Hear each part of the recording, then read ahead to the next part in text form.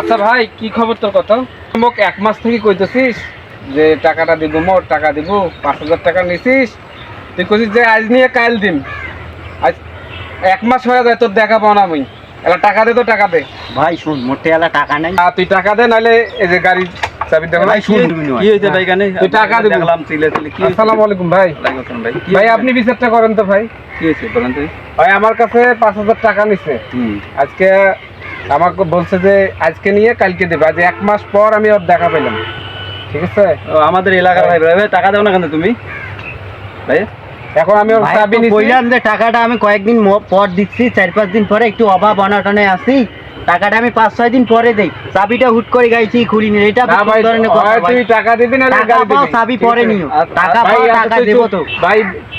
আমি আপনি করেন তো। আমি রিস্ক নিছি, আমি টাকাটা দিচ্ছি, আপনি চাবিটা দেন।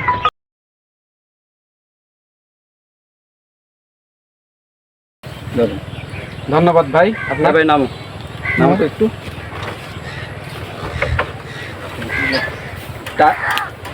এখন ভাই থ্যাংক ইউ আপনাকে, চাবিটা। আচ্ছা ভাইয়া, তুমি তো টাকাটাও নিয়ে এসে যাও।